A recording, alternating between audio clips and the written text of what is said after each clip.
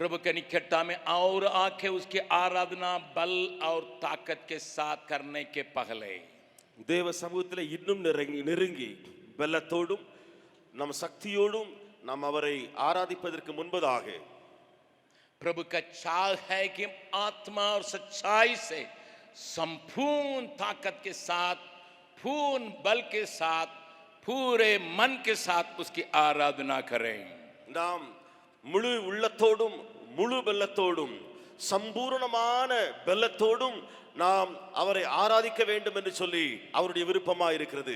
इसी बात को समझते हुए हमने अपने ताकत को संपूर्ण तवर से लगाते आराधना करने के लिए सवेरे सवेरे चले आए हैं. இந்த காரியத்தை மனதில் வைத்தவர்களாக நாம் முழு உள்ளத்தோடு அல்லது சம்பூர்ண உள்ளத்தோடு கூட அவரை ஆராதிக்கும்படியாக காலையிலே வந்திருக்கிறோம். जब हम आराधना करते हैं न केवल हम अन्य पवित्र लोगों के संगति में पूरी तवर से मिल जाते हैं, एक जल की नाई நாம் தேவனை ஆராதிக்கும் பொழுது ஒரு குழு அல்லது ஒரு குடும்பமாக நாம் இணைந்து வந்து விடுகிறது மாத்திரமல்ல, हमारे बीच में पाए जाने वाले सारे प्रकार के विचारें जो हमें अलग कर सकता वो अपने आप टूटता है.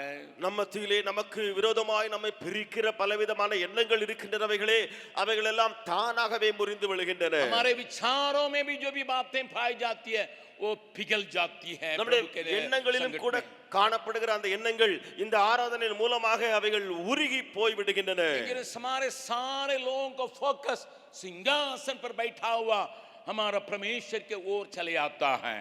நாம் எல்லாருடைய எண்ணங்களும் கூட அல்லது போக்கஸும் கூட அரியணையில் அமர்ந்திருக்கிற சிங்காசனத்தில் உள்ள அந்த ஆண்டவரை நோக்கி வந்து விடுகிறது. जब हम मन लगा के स्तुति आराधना करते हैं, நம் மனதை வைத்தவர்களாய் ஆராதிக்கிற வேளையில் தானே हमारे चिंताएं, हमारे विचारें, हमारे अंदर का बोझ सब अपने जगह को छोड़ के हट के मिट जाता है. நமக்குள்ளே இருக்கிற எண்ணங்களும் அல்லது நமக்குள்ளே இருக்கிற பாரங்களும் அல்லது கவலைகளும் தன்னுடைய இடங்களை விட்டு அப்படியே விலகி போய் விடுகின்றன. इसलिए योसाबात जो है आराधना करने के लिए अपने फौजी के आगे स्तुति करने वालों को खड़ा किया था.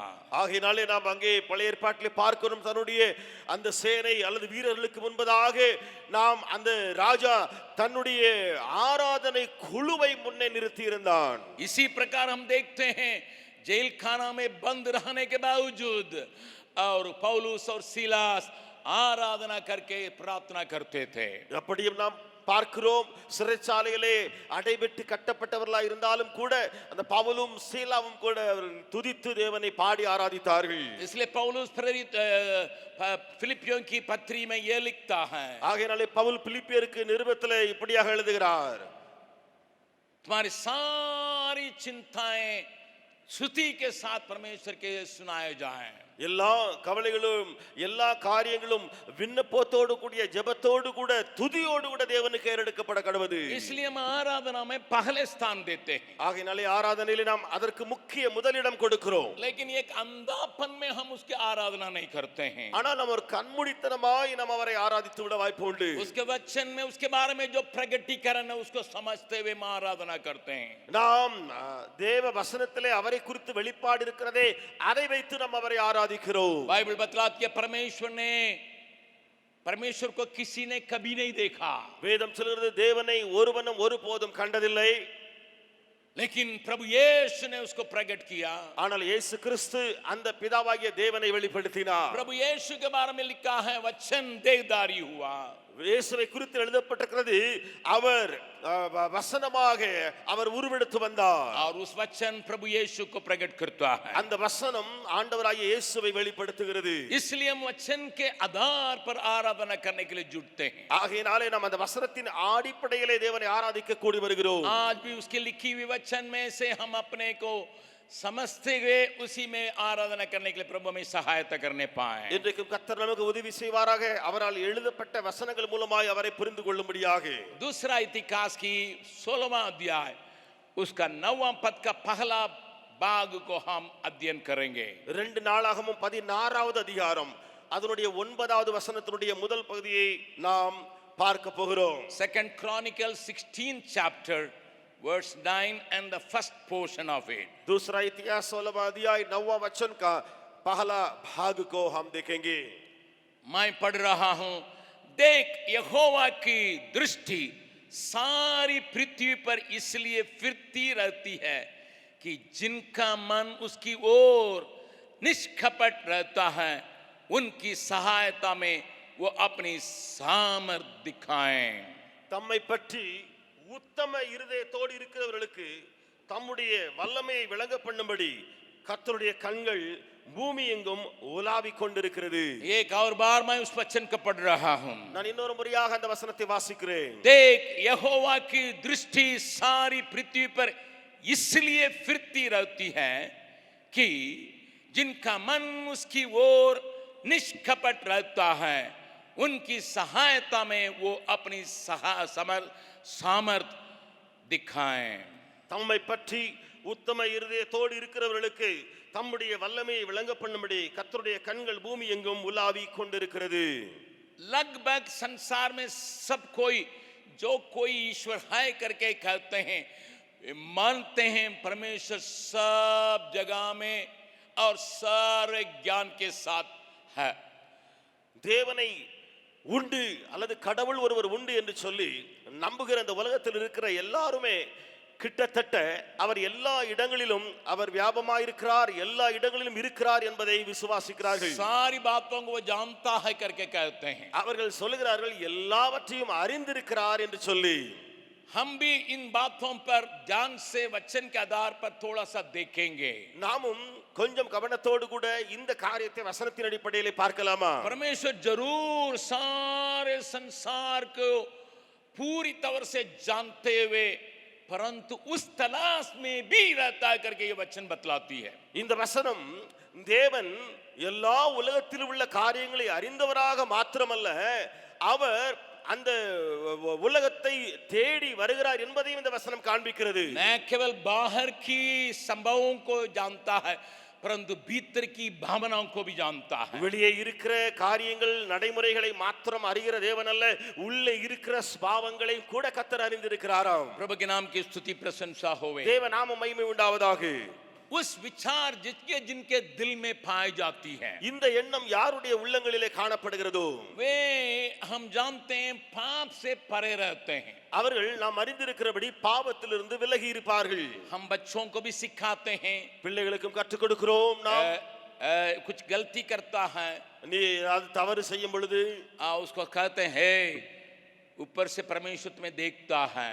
அப்பொழுது அந்த பிள்ளையை பார்த்து சொல்லுவோம், ஏ நீ தப்பு பண்ணாத, மேலே இருந்து கர்த்தர் பார்த்து கொண்டிருக்கிறார். न केवल वो हमारे डराने के लिए इन बातों को इस्तेमाल करते हैं, நாம் அந்த பிள்ளையை பயமுறுத்துவதற்கு பயப்பட இந்த வார்த்தையை பயன்படுத்துகிறது மாத்திரமல்ல, परंतु साथ ही साथ हमारे अंदर पाप से अलग करने के स्वभाव जो हम में नए जन्म के चलते आई है, उस बात को हम उत्साहित करने के लिए इस जानकारी में रहते हैं. நாம் அந்த புதிய அந்த ரட்சிப்பை பெறும் பொழுது நமக்குள்ளே பாவத்திலிருந்து விலகி இருக்க வேண்டும் என்று சொல்லி ஒரு ஸ்வபாவம் வந்து விடுகிறது.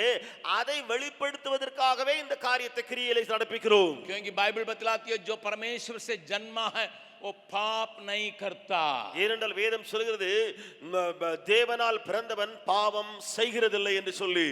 और साथ ही साथ उसी अध्याय में पहला यूहन्ना का 5वां अध्याय में हम देखते हैं, அதோடு கூட ஒன்று யோவான் 5ஆம் அதிகாரமாகிய அதே அதிகாரத்திலே பார்க்கிறோம், जो नया जन्म पाया है यीशु मसीह में वो पाप कर ही नहीं सकता करके यूहन्ना लिखता है. யோவான் எழுதும்போது எழுதுகிறான், இயேசு கிறிஸ்துவில் புதிய அல்லது மறுபிறப்பை அடைந்தவன் பாவம் செய்யவே முடியாது என்று சொல்லி. क्योंकि वो पाप में गिरने के लिए वो अपने को सौंपता नहीं है. ஏனென்றால் அவன் பாவத்திலே விழுவதற்கு தன்னை ஒப்புக் கொடுக்கிறதே இல்லை. इसलिए परमेश्वर मुझे देखता करके जो व्यक्ति समझता है, ஆகையினால தேவன் என்னை காண்கிறார் என்று சொல்லி எந்த ஒரு மனிதன் அறிந்திருக்கிறானோ, वो यूसुफ की नाई जो पुराना नियम में पाते हैं 39 अध्याय में, और उसके समान वो कह सकता है, जबकि वो स्त्री कहती थी यूसुफ से घर में कोई और नहीं है. அப்பொழுது யோசேப்பை போல பழைய ஏற்பாட்டிலே ஆதியாகமம் அந்த 29வது அதிகாரத்தில் நாம் பார்க்கிறோமே, 39வது அதிகாரம், அந்த 39வது அதிகாரத்திலே அந்த ஸ்திரியானவள் அந்த வீட்டிலே யாரும் இல்லாதிருந்த பொழுதும் யோசேப்பு இப்படி சொல்லி இருக்கிறானே. उत्पत्ति 39 अध्याय का 8 और 9 पद को हम देखेंगे। ஆதியாகமம் 39வது அதிகாரம் 8ஆம் 9ஆம் வசனங்களை நாம் பார்க்கலாம். वहां पर पोतीफार की पत्नी यूसुफ जो जवान था उसके ऊपर नजर लगाई और उसको पकड़ के खींच रही है, मेरे साथ सो जाओ। அங்கே போத்திபார் என்பவருடைய மனைவி யோசேப்பை பார்த்து அவன் மேல் கண்ணை போட்டு அங்கே அவனை இழுக்கும்படியா என்னோடு கூட நீ வா படு என்று சொல்லி அவள் கூப்பிடுகிறாள். अब वो कहती है, அவள் சொல்லுகிறாள், घर में कोई नहीं है, வீட்டிலே யாரும் இல்லை என்று சொல்லி.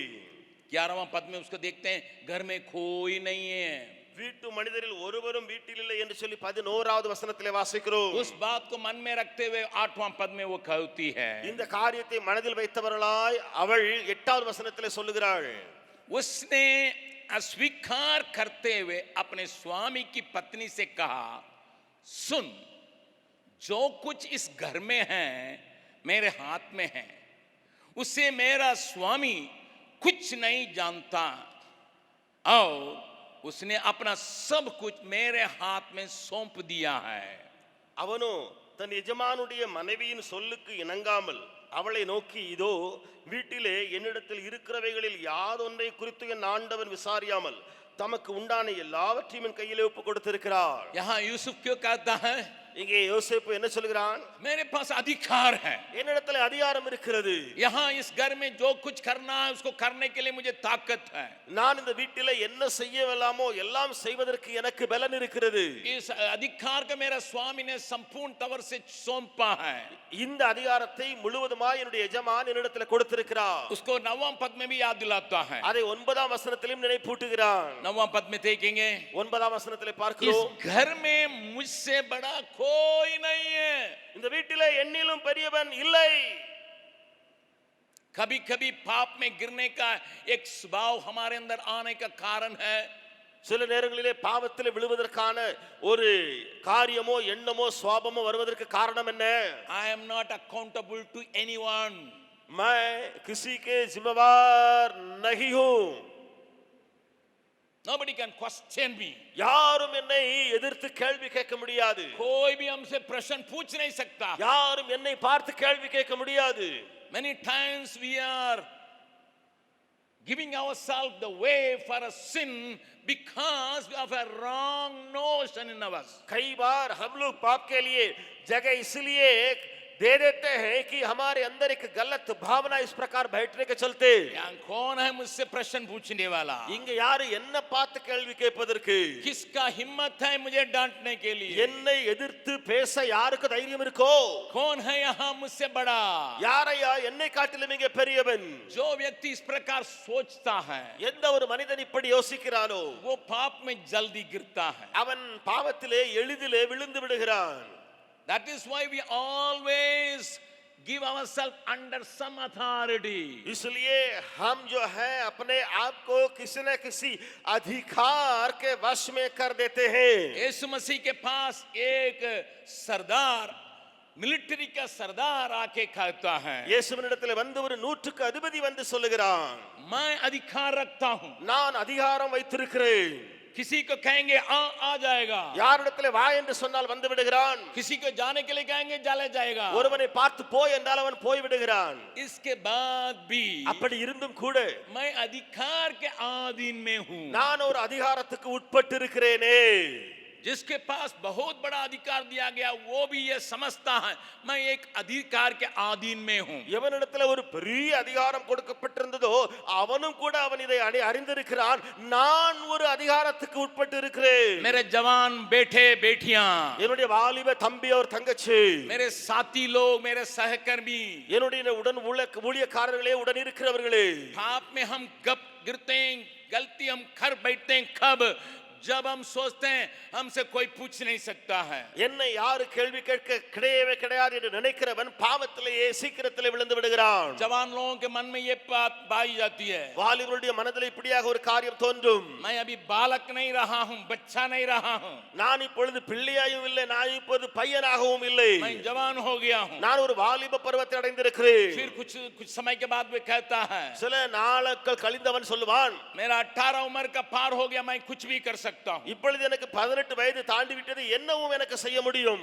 कोई अपनी शादी के वक्त में इसको इस्तेमाल करता है. சிலர் தன்னுடைய திருமண காலகட்டத்தில் இப்படி சொல்லுவார்கள், अपने मन में जिससे साथ शादी करने के लिए मन करता, मैं 18 साल का हो गया, मुझे कोई रोक नहीं सकता. 18 வயது எனக்கு முடிந்தாகி விட்டது, நான் யாரை திருமணம் செய்ய முடியுமோ நான் திருமணம் செய்து கொள்வேன். कानून मेरे साथ है, சட்டம் என்னோடு கூட இருக்கிறது, समाज मेरे साथ है, சமுதாயம் எனக்கு சப்போர்ட் பண்ணும். अब मुझे पुलिस में भी ले जाएगा, वहां लड़ने के लिए मेरे पास अधिकार है. என்னை போலீசுக்கு அழைத்து சென்றாலும் அங்கேயும் போராடுவதற்கு என்னிடத்தில் அதிகாரம் உண்டு. इसलिए मैं मनमानी चल सकता हूं करके कई लोगों के दिमाग में ये बात बैठी है. ஆகையால என் மன விருப்பத்தின்படி நான் சொல்ல முடியும் செய்ய முடியும் என்று சொல்லி अनेகருடைய இருதயத்தில் இந்த எண்ணம் பதிக்கப்பட்டிருக்கிறது. इसलिए वो जल्दी गलती कर बैठता है. ஆகையால அவர்கள் சீக்கிரமாய் தவறு செய்து விடுகிறார்கள். यारों, इस सवेरे के समय में याद दिलाने के लिए चाहता हूं, பிரியமானவர்களே, இந்த காலை வேளையிலே உங்களுக்கு நினைப்பூட்ட விரும்புகிறேன். जरूर यूसुफ उस पोतीफार के घर में सारे अधिकार को पाया हुआ था. உண்மைதான், யோசேப்பு இந்த போத்திபாருடைய வீட்டிலே எல்லா அதிகாரமும் பெற்றிருந்தான். उसके ऊपर किसी को नहीं रखा गया था, அவனுக்கு மேலே யாரையும் வைக்கவே இல்லை.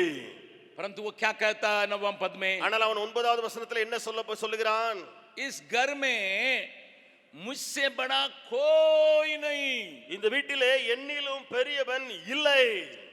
और तुझे छोड़ जो उसकी पत्नी है मुझसे कुछ नहीं रख छोड़ा है. நீ அவருடைய மனைவியாய் இருக்கிறபடியால் உன்னை தவிர வேறொன்றையும் அவர் எனக்கு விலக்கி வைக்கவில்லை. Nothing is forbidden, कुछ भी बात मुझसे अलग नहीं की गई. nothing is forbidden from me. मुझसे कोई बात नहीं अलग की गई.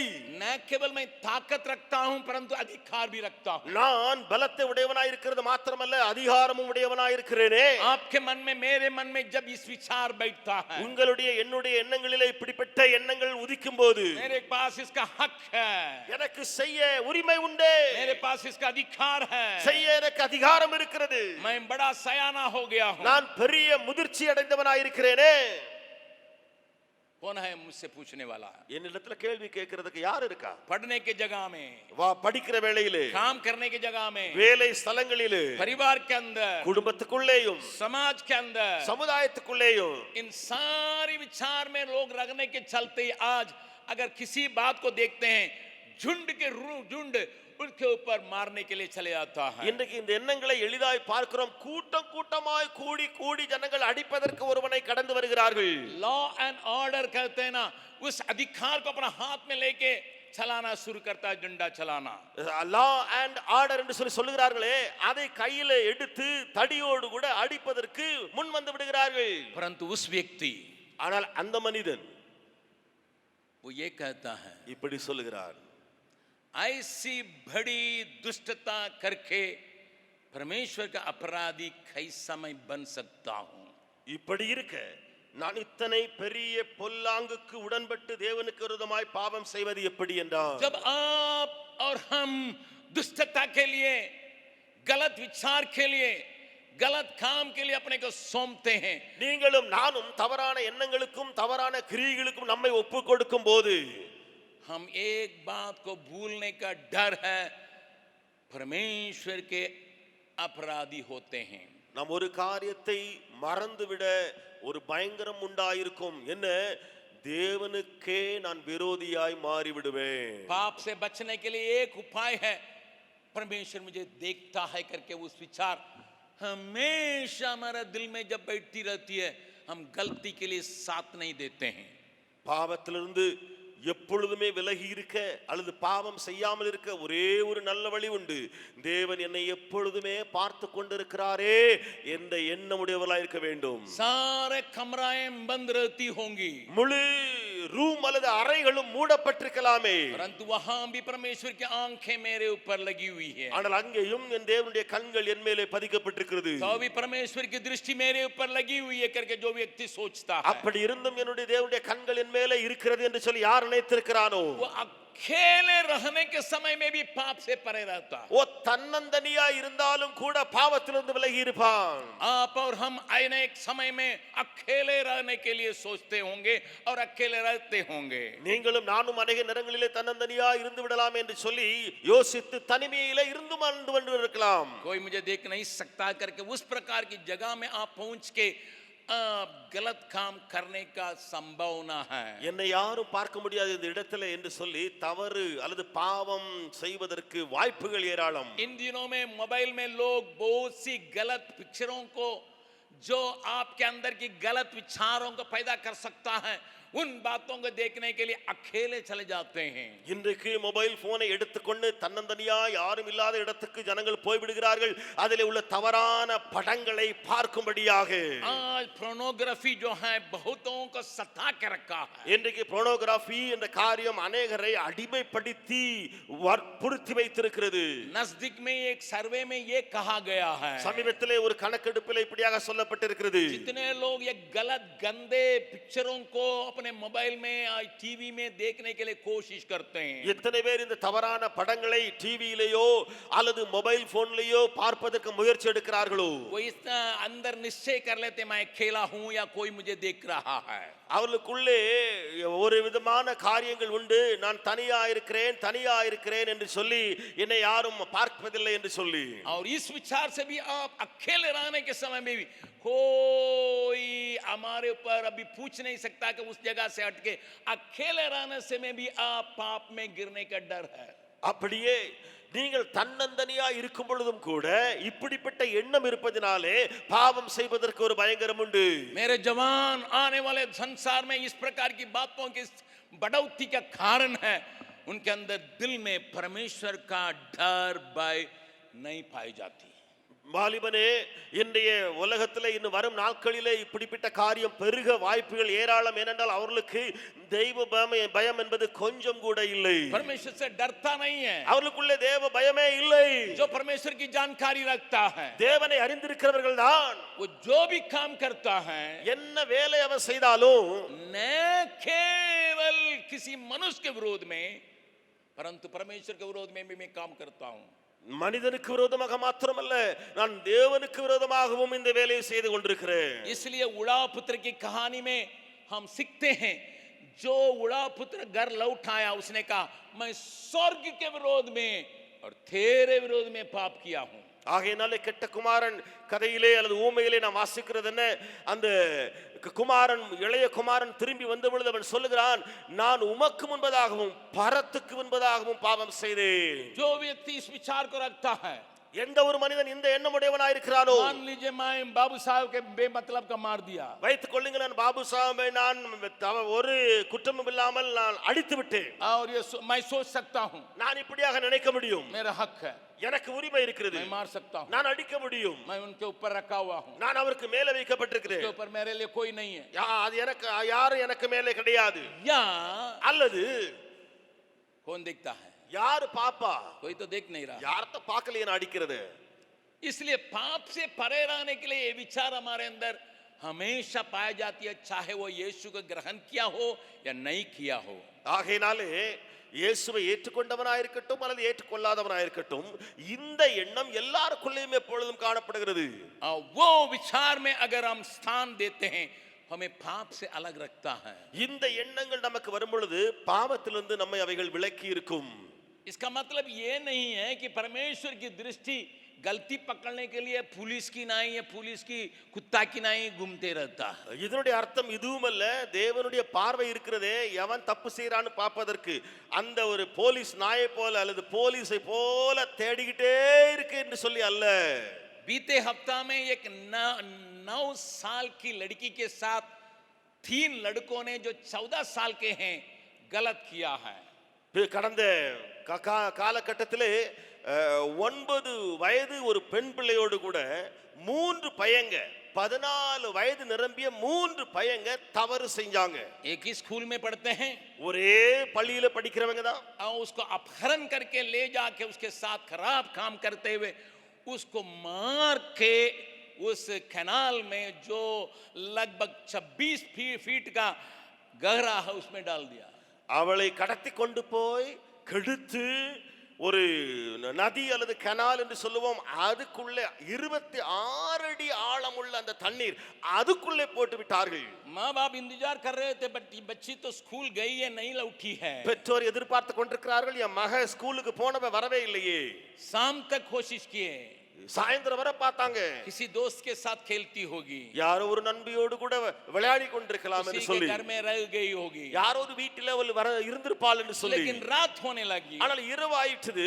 तो पुलिस में वे लोग जाके कंप्लेंट किया. அப்பொழுது போலீஸ்க்கு போய் அவர்கள் ஒரு கம்ப்ளைண்ட் கொடுத்தார்கள். किसी को पता नहीं लगा, யாருக்குமே அந்த விஷயம் தெரியவே இல்லை. पुलिस ने बहुत धूमधाम से खोजा. போலீஸ் தேடி அங்கி மிங்கி அலசி பார்த்தது. जब पुलिस को कुछ आशा नहीं मिली, போலீஸ்க்கு எந்த ஒரு தடயமும் கிடைக்காத வேளையில पुलिस कुत्ता को ले आए. போலீஸ் நாயை கொண்டு வந்தாங்க. वो कुत्ता पक्का उन 3 लड़कों के घर में जाके उनको पहचाना. அந்த போலீஸ் நாய் சரியாக அந்த 3 பையங்களுடைய வீட்டை காட்டி கொடுத்து கண்டுபிடிக்க வைத்தது. आप ये विचार में मत आइए, நீங்கள் இந்த எண்ணத்துல ஒருபோது வராதீங்க. परमेश्वर की दृष्टि घूमती रहती है தேவனுடைய பார்வை அவருடைய கண்கள் உலாவிக் கொண்டே இருக்கிறது என்று, ताकि हम कहां गलती करेंगे उसको पकड़ने के लिए. நான் इस தவறு विचार से செஞ்சா परमेश्वर அவர் पीछे नहीं பிடிச்சிருவாரோ, चलते. தவறு செஞ்சா பிடிச்சிருவாரோ என்று சொல்லி அல்ல. परंतु इसका मतलब ये नहीं कि हम गलती करें, அதனுடைய அர்த்தம் இதுவும் அல்ல நான் தவறு செய்யலாம் என்று சொல்லி. लेकिन वो विचार हमें पाप से अलग रखता है. ஆனால் அந்த எண்ணம் என்னை பாவத்திலிருந்து விலக்கி வைக்கும். प्रभु के नाम की स्तुति प्रशंसा हो. தேவ நாமத்துக்கு மகிமை உண்டாவதாக. कई बैंक में इस प्रकार की बातें हो जाती हैं. அநேக பேங்க்ல இப்படிப்பட்ட காரியம் நடந்து விடுகிறது. सब लोग रहते हैं, எல்லாரும் இருப்பாங்க. कोई पैसा आके जमा करता है, யாரோ ஒருவர் வந்து பணத்தை கட்டுவார். मान लीजिए 5,000 रुपया जमा करता है. 5000 ரூபாய் கட்டுகிறார் என்று வைத்துக் கொள்ளுங்கள். वो वहाँ का जो अकाउंटेंट जो है उसके गिनने के रूप में ही वो 2 नोट को नीचे गिरा कह रहे भैया 500 रुपया कम है करके कह सकता है. அந்த அக்கவுண்டன்ட் இருக்கிறாரே, அவர் அதை வாங்கி அவர் இங்க வைத்து எண்ணும் பொழுது 2 500 ரூபாய் நோட்டு அவர் கீழே அப்படியே வச்சுக்கிட்டு 2 500 ரூபாய் நோட்டு நீ கொடுத்ததுல குறையா இருக்குன்னு அவர் சொல்ல முடியும். नीचे रख के अपना जूता से दबा दिया तो आने वाला देखता क्या हुआ, क्या हम तो ठीक से 2 बार गिने साहब. அவர் சொல்லுவார், ஏன்னா அவர் அந்த 2 நோட்டை கீழே வச்சு தன்னுடைய ஷூக்கு கீழே வச்சு அமைக்க வச்சிருக்காரு. அவர் கேட்பாரு, ஐயா நான் சரியா தானே கொண்டு வந்தேன், சரியா தான் கொடுத்தேன். फिर से गिनिए करके उसके हाथ में दे देगा. திரும்ப அந்த அக்கவுண்டன்ட் அந்த நோட்டை எடுத்து அவருடைய கையில கொடுத்துவார். திரும்ப நீங்க எண்ணி பாருங்க. वो गुन के देखेगा तो हाँ 2 कम है कैसा पता नहीं है. அவர் பாப்பாரு, 2 குறையா இருக்குது எப்படின்னு தெரியலையே. छोटी सी बातें, இது ஒரு சின்ன விஷயம் தான், बहुत छोटी सी बातें, மிகவும் சிறிய விஷயமா இருக்கிறது. लेकिन जिसके अंदर परमेश्वर का डर है ही नहीं है, ஆனால் யாருக்குள்ள தேவ பயம் இல்லவே இல்லையோ, परमेश्वर सारी बातों को देखता है, वो पाप में फंस ही जाता है. தேவன் எல்லா காரியங்களையும் பார்க்கிறவர், அவன் பாவத்திலே விழுந்தே போய் விடுகிறான். न केवल हमें पाप करने से बचाता है, परमेश्वर का दृष्टि के बारे में जो विचार रखते हैं, தேவனுடைய கண்களுடைய பார்வையை குறித்து யாரெல்லாம் இப்படி எண்ணம் வைத்திருக்கிறார்களோ அவர்கள் பாவத்திலிருந்து விலகி இருக்கிறவர்கள் மாத்திரமல்ல. उत्पत्ति के 16वां अध्याय में एक स्त्री कहती है मुझे देखने वालों को मैं देख ली. ஆதியாகமம் 16வது அதிகாரத்திலே ஒரு ஸ்திரீ சொல்லுகிறாள், என்னை காண்கிறவரை என் கண்கள் கண்டது. आपको मालूम है உங்களுக்கு தெரியும், जब सारा ने हागार को, अजीरा को इब्राहिम के हवाले में कर दिया, சாராள் என்பவள் இந்த ஆகாரை ஆபிரகாமுடைய வசத்துக்கு கொண்டு போய் விட்டவள் உங்களுக்கு தெரியும். वो गर्भवती हुई. ஆகார் கர்ப்பவதியானாள். गर्भवती होने से अपने मालिकनी के वो तुच्छ समझने लगी. அவள் கர்ப்பவதியான உடனே தன்னுடைய எஜமாட்டியை அற்பமாய் எண்ணினாள். सारा बहुत दुख के साथ अब्राहम से शिकायत करती है. சாராள் துக்கம் நிறைந்தவளாய் தன்னுடைய புருஷனாகிய ஆபிரகாமிடத்தில் சொல்லுகிறாள், इब्राहिम ने सारा के हाथ में साथ में कहा, अरे भैया तो मैं तो तुझे तेरा हाथ में दे दिया, तो कुछ भी मन में आता उसको कर लो. அப்பொழுது ஆபிரகாம் சாராளை பார்த்து, அவள் உன் வசமாய் இருக்கிறாள், உன் கையில நான் கொடுத்திருக்கிறேன், நீ என்ன உனக்கு பிடிக்குமோ அதை அவளுக்கு செய். बहुत क्रूरता के साथ वो चलाने लगी है. கொடூரமாய் அந்த சாராள் ஆகாரை நடத்த ஆரம்பித்தாள். आजीरा भागती है. ஆகார் ஓடி போகிறாள். एकदम मरुभूमि की ओर बढ़ रही है. வனாந்தரத்தை நோக்கி ஓடுகிறாள். उसकी सारी आशा टूटी हुई है. அவளுக்குள்ளே இருக்கிற எல்லா எதிர்பார்ப்பும் உடைந்து விட்டது. उसके लिए बोलने के लिए कोई है नहीं है. அவளுக்காக பேச யாரும் இல்ல. उसका भविष्य के बारे में कोई भी बात मन में नहीं चले आता. எதிர்காலத்தை குறித்து ஆகாருக்குள்ளே எந்த துளி எண்ணமுமே இல்லை. निरादर, முழுவதுமாய் மரியாதை கைவிடப்பட்டவள் அவள். बिल्कुल छोड़ी हुई है. முழுவதும் கைவிடப்பட்டிருந்தாள். हृदय भारी भारी लग रहा है. இருதயம் கனத்து கனத்து போய் இருந்தது. बातें उसे सता रही है. அவளுடைய உதடுகள் ஒட்டிக்கொள்ள அளவுக்கு காரியங்கள் நடக்கிறது. वहां परमेश्वर देखने उसे बुलाया, हे अजीरा.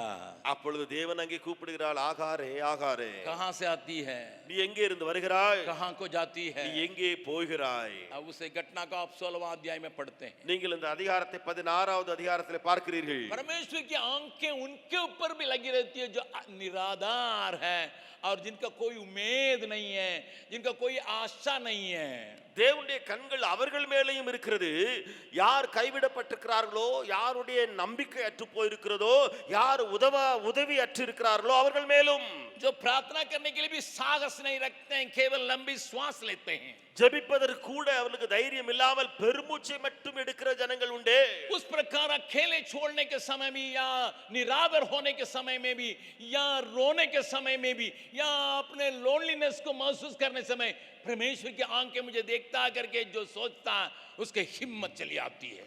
இப்படி கைவிடப்பட்டவளாய் அல்லது நம்பிக்கை அற்றவளாய் அவள் இருக்கும் பொழுது யாராய் இருந்தால் என்ன, தேவன் என்னை காண்கிறாரே என்று யார் இப்படிப்பட்டவர்கள் எண்ணுகிறார்களோ அவர்களுக்குள்ளே ஒரு நம்பிக்கை வந்து விடுகிறது. आपके जीवन में, मेरे जीवन में अकेलापन आ सकता है. உங்களுடைய என்னுடைய வாழ்க்கையிலே ஒரு தனிமை வாட்டலாம். आपके दृष्टि में, आपके जीवन में इस प्रकार की बातों में से होके आप जा सकते होंगे. உங்களுடைய வாழ்க்கையில இப்படிப்பட்ட சம்பவங்களோடு கூட காரியங்களோடு கூட நீங்கள் போய் கொண்டிருக்கலாம். क्यों मेरे लिए ये बातें हैं? ஏன் என்னுடைய வாழ்க்கையில இந்த காரியங்கள் நடக்கிறது? अजीरा सोचती होगी, ஆகார் இப்படியா யோசித்திருக்கலாம், मैं इस जगह को मांगी नहीं, நான் இந்த இடத்தை கேட்கவே இல்லை. सारा जो है अपनी लाभ के लिए मुझे इस्तेमाल की है. சாராள் தன்னுடைய சொந்த லாபத்துக்காக என்னை பயன்படுத்தினவள். उसके लिए बेटा चाहिए था इसलिए मुझे इस्तेमाल किया. அவளுக்கு குமாரன் வேண்டும், அதற்காக என்னை பயன்படுத்தினாள். फिर क्यों मैंने साथ दिया? அப்படி இருந்தால் ஏன் நான் அவளுக்கோடு கூட ஒத்து போனேன்? जब मैं साथ दिया, நான் ஒத்து போயிருந்தேனே, मुझे इज्जत नहीं दे रही है. இப்பொழுது எனக்கு எந்த மரியாதையும் இல்லாமல் என்னை கேவலமாய் நடத்துகிறாள். प्रभु के नाम की स्तुति प्रशंसा इस सुबह के समय में இந்த காலவெளியிலே தேவனுடைய நாமம் மகிமைப்படுவதாக. हमें आंसुओं के साथ अकेलेपन में रहते होंगे, परमेश्वर की आंखें में देखती है, ये हमारे लिए तसल्ली की बातें हो जाती है. நாம் கண்ணீரோடு கூட அழுகையின் பள்ளத்தாக்கிலே போயிருக்கும் பொழுது தேவனுடைய கண்கள் நம்ம மேலே பதிகிற வேளையில ஒரு ஆறுதல் உண்டாயிருக்கிறது. परमेश्वर मुझे देखता, मुझे पाप से अलग रखता है. தேவன் என்னை காண்கிறார், அது என்னை பாவத்திலிருந்து விலக்கி வைக்கிறது. और परमेश्वर की आंखें मेरे ऊपर लगी हैं, इसलिए मैं घबराने के जवाब नहीं, वो मेरे संग है करके एक निश्चयता पैदा होती है. தேவனுடைய கண்கள் என் மேலே உலாவுகிறது இருக்கிறது.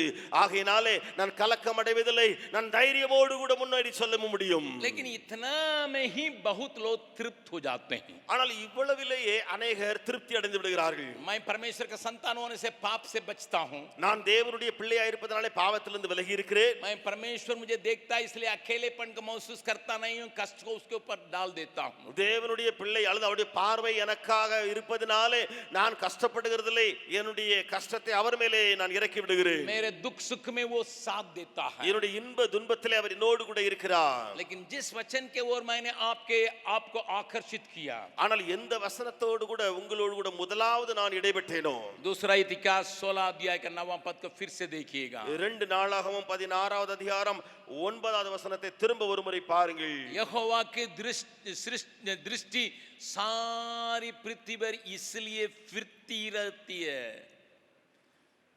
जिनका मन उसकी ओर निष्कपट रहता है, उनकी सहायता में वो अपनी सामर्थ दिखाएं। தம்மை பற்றி உத்தம இருதயத்தோடு இருக்கிறவர்களுக்கு தம்முடைய வல்லமையை விளங்க பண்ணும்படி கர்த்தருடைய கண்கள் பூமி எங்கும் உலாவிக் கொண்டிருக்கிறது. Why God's eyes are upon me? क्यों परमेश्वर की आंखें मेरे ऊपर फिरती रहती है? मेरे भाई बहन, சகோதர சகோதரிகளே, इस सवेरे के समय इस बात को याद कीजिए। இந்த கால வேளையிலே இந்த காரியத்தை நினைவில் கொள்ளுங்கள். परमेश्वर की आंखें मुझ पर लगी रहती है, कारण मेरे द्वारा परमेश्वर की सामर्थ का काम हो। हालेलुया, हाथ उठा के परमेश्वर का स्तुति करेंगे। தேவனுடைய கண்கள் என் மேலே உலாவிக் கொண்டிருக்கிறது, அதற்கு காரணம் என் மேலே அவருடைய வல்லமை விளங்கும்படியாகவே. मेरे द्वारा परमेश्वर सामर्थ काम करने के लिए चाहता है। என் மூலமாக தேவன் வல்லமையான கிரியைகளை நடப்பிக்க விரும்புகிறார். मेरे द्वारा पराक्रम की बातें इस दुनिया में दिखाने के लिए परमेश्वर मुझे ढूंढ रहा है। என் மூலமாக வல்லமை உள்ள கிரியைகளை இந்த உலகத்திலே காண்பிக்கும்படியாக என்னை அவர் தேடிக்கொண்டே இருக்கிறார். जो व्यक्ति इस विचार के साथ है, எந்த மனிதன் இந்த எண்ணமுடையவனாய் இருக்கிறானோ प्रतिदिन ये बात को मन में रखेगा, ஒவ்வொரு நாளும் இந்த எண்ணம் அவனுக்குள்ளே இருக்கும். आज मेरे लिए एक मौका मिलेगा जिससे परमेश्वर की सामर्थ को हम प्रकट कर सकें। இன்றைக்கு எனக்கு ஒரு வாய்ப்பு கிடைக்கும், அதன் மூலமாக நான் தேவ வல்லமையை நான் வெளிப்படுத்துவேன். आज मुझे एक संदर्भ दिया जाएगा जिससे परमेश्वर की बातें, परमेश्वर की सामर्थ, परमेश्वर के अधिकार, परमेश्वर का प्रेम मेरे द्वारा दुनिया में किसी को मिल सके। எனக்கு இன்றைக்கு ஒரு சந்தர்ப்பம் கொடுக்கப்படும், அதன் மூலமாக தேவனுடைய வல்லமை, தேவனுடைய கிரியை என் மூலமா யாரோ ஒருவருக்கு வெளிப்பட்டு விடும் இந்த உலகத்திலே. नजदीक में मैंने एक जन की गवाही को पढ़ रहा था। சமீப காலத்திலே நான் ஒரு மனிதனுடைய சாட்சியை வாசித்துக் கொண்டிருந்தேன். उसमें यह लिखा है, அதுல இப்படி அவர் எழுதியிருக்கிறார், सैन फ्रांसिस्को अगर जाइएगा आप, சான் பிரான்சிஸ்கோக்கு நீங்க போனீங்கன்னு சொன்னா, या गूगल में सैन फ्रांसिस्को लिखिएगा, அல்லது கூகுள்ல சான் பிரான்சிஸ்கோ நீங்க சொல்லி அடித்து பாத்தீங்கன்னா, एक बहुत बड़ा फूल जो बहुत दिन का है, वो फूल का तस्वीर को आप देख सकते हैं। பழமையான ஒரு பூ அல்லது மலர், அதனுடைய படத்தை அதில் நீங்க பார்க்க முடியும். सैन फ्रांसिस्को में जितने लोग जाते हैं, वहाँ के लोग मेहमान आने से जरूर इस फूल में ले जाते हैं। அங்கே சான் பிரான்சிஸ்கோவில் யாராவது புதியவங்க யாராவது போனாங்கன்னு சொன்னா, அங்கே இருக்கிறவங்க அந்த கெஸ்ட் அல்லது விருந்தினரை இந்த பூக்கள் இருக்கிற இடத்துக்கு அழைத்து செல்வார். சாரி இந்த பிரிட்ஜ் இருக்கிறதே, அந்த பிரிட்ஜ் இருக்கிற இடத்துக்கு அழைத்து செல்வார்கள். वो ब्रिज जो है वहाँ फेमस है क्योंकि बहुत दिन के पहले बना हुआ है, अभी तक उसमें जरा सा भी जंग नहीं लगा है। அந்த பிரிட்ஜ் இருக்கிறதே, அது பூ அல்ல, அந்த பிரிட்ஜ் இருக்கிறதே அது பழமையான பிரிட்ஜ், அதுல கொஞ்சம் கூட ஒரு உடைதலோ அல்லது துருவோ பிடிக்காமல் அப்படியே இருக்கிறது. बिहार जैसा पुल नहीं बना है, பீகார் போல அந்த பாலம் கட்டப்படாமல் 2 हफ्ता में 13 ब्रिज गायब गिर गया है। 2 வாரத்துல 13 பாலங்கள் பீகார்ல விழுந்திருக்குது. बनते बनते गिर गया है, அது கட்டிட்டே இருந்தாங்க, விழுந்துட்டு. उद्घाटन करने के पहले गिर गया है, அதை ரிபன் வெட்டி அதை திறக்க முன்னாடியே அந்த பாலம் விழுந்துட்டு. लेकिन कई साल के पहले का बना हुआ ब्रिज अभी भी है, इसलिए यहाँ के लोग जब जाते हैं मेहमान लोगों को वहाँ ले जाते हैं। இங்க இருந்து கெஸ்ட் அங்க போகும்போது அது ரொம்ப பழமையான பாலம், ஆகையினால அந்த பாலத்தை அவங்க காட்டுவாங்க. मैं कई बार उस ब्रिज में यात्रा किया हूँ। நான் अनेक முறை அந்த பிரிட்ஜில பிரயாணம் பண்ணி இருக்கிறேன். एक मनुष्य जो सैन फ्रांसिस्को एक छोटी सी शहर में रहता था, ஒரு மனிதன் அந்த சான் பிரான்சிஸ்கோ ஒரு சிறிய நகரத்துல வாழ்ந்து வந்தான். और उसने अपने जीवन से उब गया, அவன் தன்னுடைய வாழ்க்கையிலே முழுவதுமாய் தோற்று போயிருந்தான். बिल्कुल उब गया। அவன் முழுவதும் வாழ்க்கையே வேண்டான்னு வெறுத்திருந்தான். जीने के लिए मन नहीं, வாழ்வதற்கு அவனுக்கு விருப்பம் இல்லை. उसने सोचा அவன் நினைத்தான், मैं आत्महत्या कर लूंगा। நான் தற்கொலை செய்து கொள்ளுவேன். कैसा आत्महत्या कर लूंगा? எப்படி தற்கொலை செய்து கொள்ளுவேன்? इस पुल के ऊपर चढ़ूंगा, அந்த பாலத்து மேல ஏறுவேன், नीचे कूद जाऊंगा। கீழே குதிப்பேன். परंतु ஆனால் उसने एक चिट्ठी लिख कर रखा, அவன் ஒரு கடிதம் எழுதி வைத்திருந்தான் கீழே. आज का दिन मैं अपने को आत्म खुशी करने के लिए जा रहा हूं, நான் இன்றைக்கு தற்கொலை செய்ய போகிறேன். परंतु ஆனால் मैं यहां से कई किलोमीटर के दूर में जो फूल है सैन फ्रांसिस्को का, उसके ओर मैं पैदल जाऊंगा। இங்கே இருந்து சான் பிரான்சிஸ்கோவில் அந்த பாலம் இருக்கிறதே, அநேக கிலோமீட்டர் தூரம் தாண்டி இருக்கிறது. அந்த பாலத்துக்கு நடந்தே நான் போவேன்.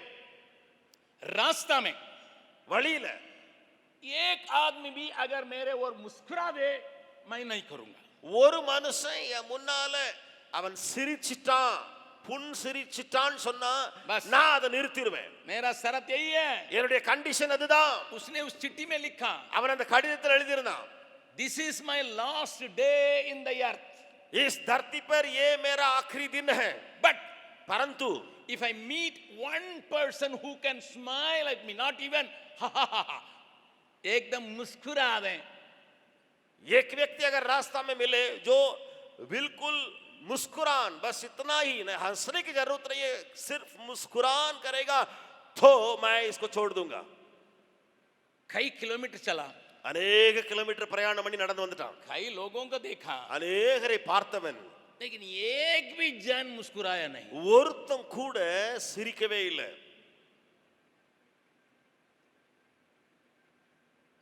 मरने के बाद जब चिट्ठी मिली, पुलिस ने उसको पत्रा न्यूज़पेपर में पूरी तरह से ऊपर पेज में उसको छपाया.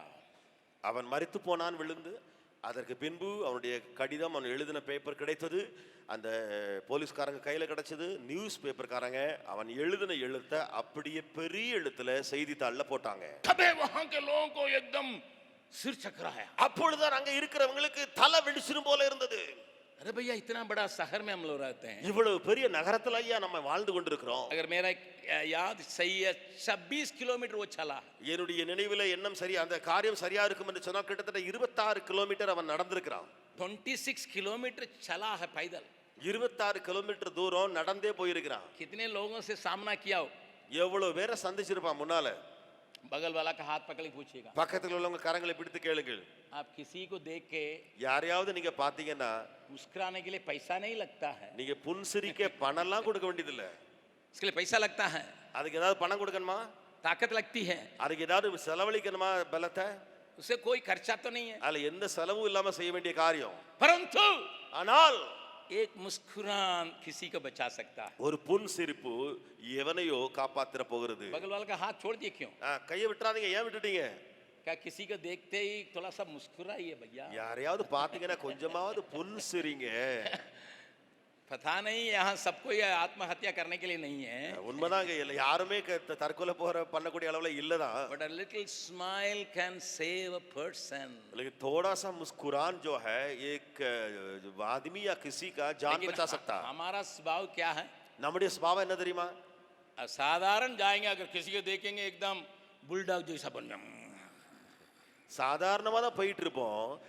யாரையாவது பார்த்த உடனே முகம் விகாரமாயிரும்.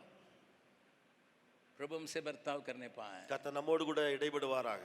A smile can exhibit the strength and the power of God. एक साधारण मुस्कुरान परमेश्वर की सामर्थ को किसी के जीवन में काम करने के लिए दे सकता है. ஒரு சாதாரண புன்சிரிப்பு தேவனுடைய கிரியை வல்லமையை யாராவதுடைய வாழ்க்கையில கிரியை செய்ய அது सुबह உதவும். का समय आराधना करने के लिए हम आए हैं. இந்த காலையிலே ஆராதிக்கும்படியாய் நாம் வந்திருக்கிறோம். Please remember this. इस बात को याद करें जरूर.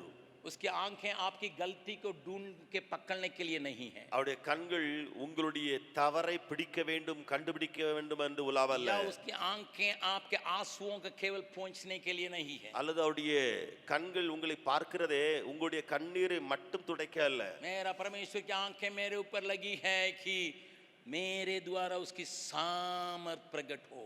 அவருடைய கண்கள் என் மேலே பதிக்கப்பட்டிருக்கு உலாவி கொண்டிருக்கிறது காரணமா அவருடைய வல்லமை என் மூலமாய் போகட்டும்.